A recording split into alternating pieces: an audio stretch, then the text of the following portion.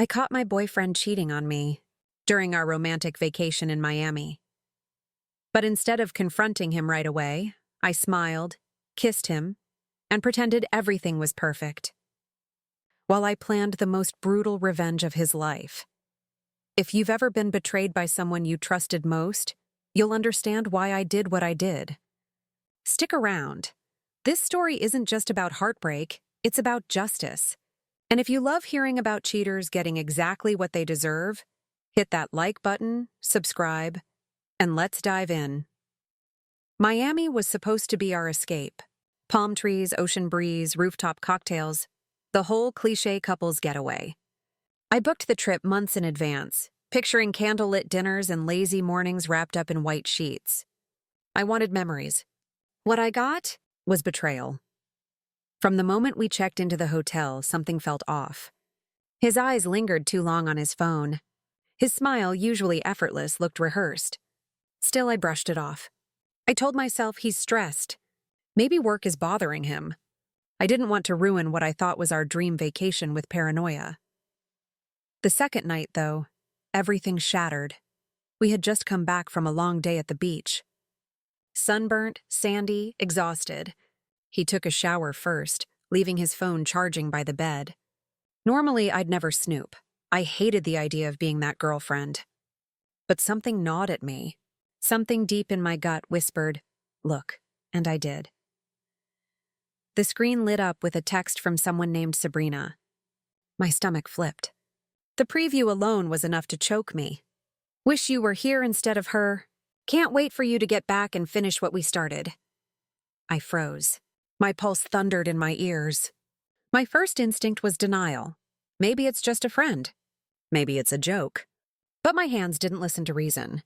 They unlocked his phone. Yes, I knew his passcode and scrolled. What I found were weeks of messages. Flirty, graphic, full of misuse, and last night was amazings. My chest tightened as if someone had pressed down with both hands. My romantic getaway had just turned into a nightmare. I wanted to scream, to storm into the bathroom and throw the phone at his face, to demand answers, but then a strange calm washed over me. A clarity. He thought he was smarter than me, that I'd never find out, that I'd just keep playing the doting girlfriend while he lived a double life. No, not this time. So instead, I slid the phone back, tucked myself under the sheets, and when he came out smelling of soap and smiling like he hadn't shattered my world, I kissed him. I kissed him like I hadn't just read proof of his betrayal. And in that kiss, I made myself a promise. I wouldn't waste my tears. I wouldn't waste my rage. I would make him regret ever bringing me here. He slept like a baby that night. I lay beside him, staring at the ceiling, every muscle in my body tense. His soft snores mocked me. I wanted to shake him awake, demand answers, make him feel every ounce of my pain. But I didn't. Instead, I memorized the sound. The sound of a man at peace while I drowned in betrayal. Sleep didn't come. My chest burned with a mix of heartbreak and fury. At moments, I felt the tears sting my eyes, but they never fell. Something inside me had shifted. Tears would make me a victim. I didn't want to be a victim. By sunrise, my decision was carved in stone. I was going to make this trip unforgettable for all the wrong reasons. The hardest part wasn't holding the secret. It was pretending. Pretending to smile, to laugh, to be the girlfriend he thought was clueless. That morning, I forced myself to act normal. We had breakfast on the hotel balcony, overlooking the ocean. He buttered his toast, scrolling through his phone with that smug half-smile that now made me want to smash the screen against the floor. I stirred my coffee, watching the steam rise, wondering if Sabrina was awake, waiting for his good morning text. "Babe, you okay?" "You're quiet," he asked, chewing. "Just tired," I said, plastering on a smile. "Yesterday wore me out." He nodded, buying it instantly. He always underestimated me. He thought I was naive, soft, too trusting. And maybe I had been, until now. Inside, though, my brain was spinning. I had to time everything perfectly. Too soon and he'd catch on. Too late, and the vacation would be over. The rest of that day felt like walking a tightrope. On the surface, we lounged by the pool, drank overpriced cocktails, and laughed at the touristy street performers. But in my head, I was replaying those messages word for word, like a broken record. Every time he touched my hand, my stomach twisted. Every time he kissed my cheek, I remembered Sabrina's texts about the way he kissed her. I felt dirty, like every gesture of affection was counterfeit. And yet, I smiled back. The duality was exhausting. My jaw hurt from clenching it behind fake smiles. My skin felt raw, hypersensitive, every nerve screaming at me to explode. But I didn't. I couldn't. Because the more I suffered in silence, the sweeter the revenge would taste. That night, we went out dancing. He loved the nightlife, loud clubs, flashing lights, people pressed shoulder to shoulder. Normally I hated it, but I played along. I wore a dress I knew would make his jaw drop, painted on a smile, and let him spin me across the dance floor. Halfway through, he leaned in, breath hot in my ear, and said, "You look amazing tonight. You're mine, Lily. You're mine." Those words made bile rise in my throat. Mine? As if his hands weren't all over Sabrina just a week ago. For a split second, my mask cracked. I pulled back, looked him in the eyes, and I swear he saw something in me. An edge, a sharpness I'd never shown before. His brows furrowed. "You okay?" I blinked, forced a giggle, and kissed him hard. Of course. But inside, I whispered to myself, "Not for long, sweetheart." Back at the hotel, after he passed out drunk, the doubts crept in. What if my plan backfired? What if he flipped it on me, made me look crazy? He had a way of twisting words, making me question my own reality. I stared at him, sprawled across the bed, mouth open, reeking of alcohol. I thought about the years I'd given him, the birthdays, the holidays, the late nights when I comforted him after work stress. Was I really going to reduce all that to a spectacle of revenge? My chest ached. A tiny, fragile part of me still wanted to believe he could be the man I thought he was. But then, like clockwork, his phone buzzed on the nightstand. I didn't touch it. I didn't need to. The name flashing on the screen said it all. Sabrina. Any trace of doubt crumbled. My heart hardened. My plan wasn't cruelty, it was justice. The next day I decided to push him, see just how deep his lies ran. Over breakfast, I asked casually, "So, anyone text you last night?" He didn't even blink. "Just the guys from work. Why?" Liar. Smooth, easy, practiced liar. I smiled sweetly, leaning over to kiss his cheek. Just wondering. He had no idea I was baiting him. That every word, every action was me taking notes, tightening the noose. As the days dragged on, the charade weighed heavier. I'd slip into the bathroom just to breathe, gripping the sink until my knuckles whitened. My reflection looked foreign, eyes sharp, smile brittle. The thing about betrayal is that it changes you. It digs claws into your self-worth and whispers, "You weren't enough." That's why he did it. I had to remind myself over and over that this wasn't about me. This was about him, his weakness, his selfishness, his stupidity. Still, the ache was real. The nights were the worst. Lying beside him, feeling the heat of his body, while knowing he gave that same intimacy to someone else. Sometimes I'd curl away clutching a pillow, silently screaming into the fabric. But then morning would come, and so would my resolve. On the fourth day, inspiration struck. We were by the pool, him bragging about how he always gets the best deals at work, how people can't outsmart him. He loved puffing up his ego, acting like he was always 10 steps ahead. And that's when it clicked. What if I used his arrogance against him? What if instead of just exposing him, I made him humiliate himself publicly? The thought lit a fire in me. My pulse quickened, not with pain this time, but with anticipation. I didn't know exactly how yet. But I knew one thing for certain. This vacation would end with him crawling out of Miami in shame. The idea wouldn't leave me alone. All day, it sat in the back of my mind, buzzing like a neon sign. Use his arrogance against him.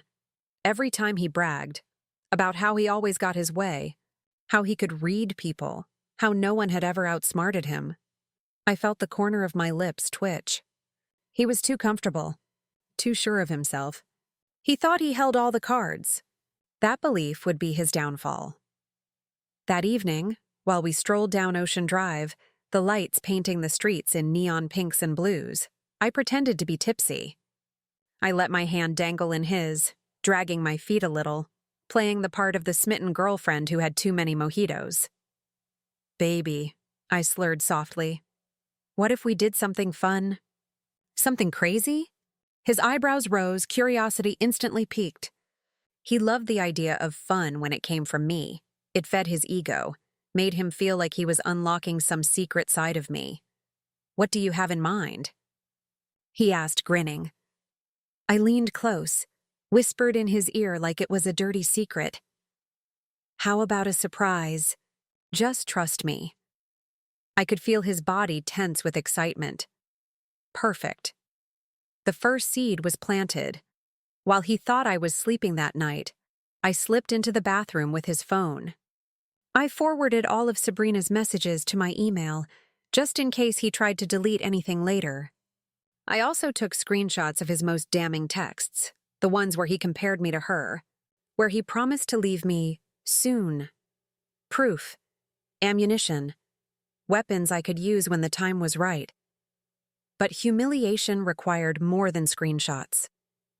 It needed theater, drama, a stage big enough for his ego to crumble. The hotel lobby offered just that. They hosted couples nights, complete with karaoke and silly games, inviting guests to share their love stories for prizes. I'd seen flyers all week but never paid attention. Until now. Now, it looked like the perfect stage. The next morning, while I mapped out timing in my head, he nearly caught me. I was on my phone, typing notes into a hidden document. When he came out of the shower, "What are you working on?" he asked, toweling his hair. My stomach lurched, but I forced a smile. "Just journaling. You know me, I like writing stuff down," he smirked. "Probably about how lucky you are to have me, huh?" I laughed, even as my fingers dug into my palm beneath the blanket. "Yes, lucky. Lucky enough to be the one who destroys you." That afternoon, I tested the waters. We went on a boat tour, surrounded by other couples snapping selfies against the Miami skyline. At one point, the guide asked if anyone was celebrating something special. I nudged him. "Tell them!" He blinked, confused. "Tell them what?" "That we're celebrating us," I chirped, his chest puffed with pride, exactly as I hoped. He stood up, announced it to the group, and basked in the applause. I clapped along, smiling sweetly, while inside I cataloged every detail of his performance. He loved attention. He craved validation. He needed to be seen as the perfect boyfriend. And that need was exactly where I would strike. Later that night, as we dressed for dinner, his phone buzzed. He grabbed it too quickly, stepping into the bathroom to answer. I pressed my ear to the door, heart pounding. "I told you it's just for the week," he hissed. A pause. Then, "Don't worry, she has no idea. She's too sweet to suspect anything." Too sweet. The word stabbed me. I darted back to the bed as he emerged, plastering on a smile. "Who was that?" I asked innocently. "Work," he said smoothly. "They won't leave me alone." I nodded, pretending to buy it. But my hands itched. Every lie he told only fueled my fire. By the sixth night, the plan was fully formed. Step 1. Sign us up for the hotel's couples night without telling him. Step 2. Encourage him to volunteer for the share your love story portion. Step 3. Pretend to get emotional. Hand him my phone to read a message I wrote for him. Step 4.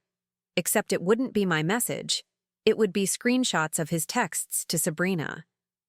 Displayed on the giant projector screen for every guest to see. Humiliation, public, irrefutable, he'd be trapped. No excuses. No escape. Those last 24 hours were torture.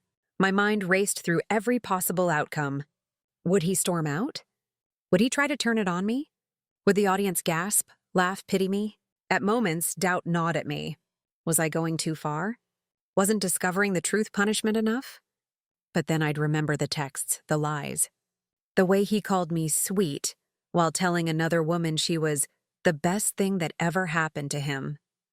No. He had written his script. I was just the director now. Right before the event, he almost ruined everything. "Babe, I'm tired," he said, flopping onto the bed. "Let's just stay in tonight." Panic flared in my chest.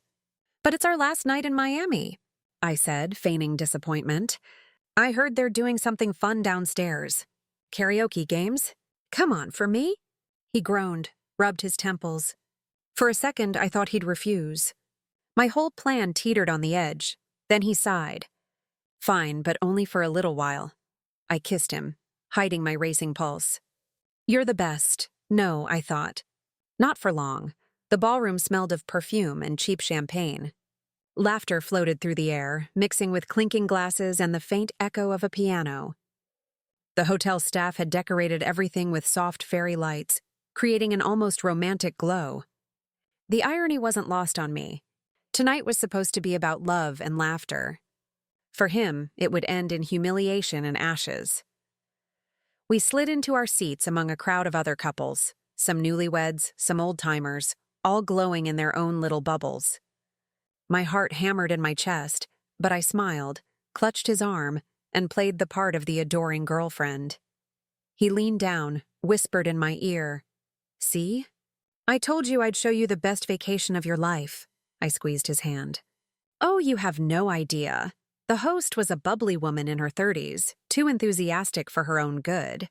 She led everyone through icebreakers, trivia questions about romance movies, silly challenges where couples had to act out charades. He was in his element, making jokes, drawing laughs. And I? I laughed too, my cheeks aching from the performance.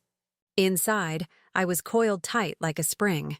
Finally, the host announced the highlight of the evening.